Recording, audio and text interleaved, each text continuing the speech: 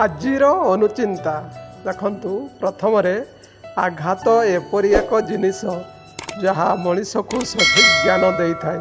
କାରଣ ଯେ ପର୍ଯ୍ୟନ୍ତ କାହାଠାରୁ କୌଣସି ଆଘାତ ନ ମିଳେ ସେ ପର୍ଯ୍ୟନ୍ତ ମଣିଷ ସଠିକ୍ ରାସ୍ତାକୁ ଆସିପାରିନଥାଏ।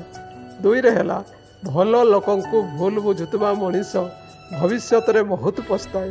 ଯେତେବେଳେ ଠିକ୍ ବୁଝିବା ଆରମ୍ଭ କରେ ସେତେବେଳକୁ ସବୁ ସରିଯାଇଥାଏ। ଆଉ ତିନିରେ ହେଲା ଦେଖନ୍ତୁ, ଜୀବନରେ ଯେତେ ବି ସମସ୍ୟା ଥାଉ ନା କାହିଁକି ଚିନ୍ତା କଲେ ତାହା ଦ୍ୱିଗୁଣ ହୋଇଯାଏ। ନୀରବ ରହିଲେ ତାହା ଅଧା କମିଯାଏ। ଧୈର୍ଯ୍ୟ ରଖିଲେ ତାହା ସମ୍ପୂର୍ଣ୍ଣ ସମାପ୍ତ ହୁଏ ଏବଂ ଭଗବାନଙ୍କୁ ପ୍ରାର୍ଥନା କଲେ ତାହା ସୁଖରେ ପରିଣତ ହୋଇଯାଏ। ଦେଖନ୍ତୁ, ଜୟ ଶ୍ରୀକୃଷ୍ଣ, ଜୟ ଶ୍ରୀକୃଷ୍ଣ, ଜୟ ଶ୍ରୀକୃଷ୍ଣ।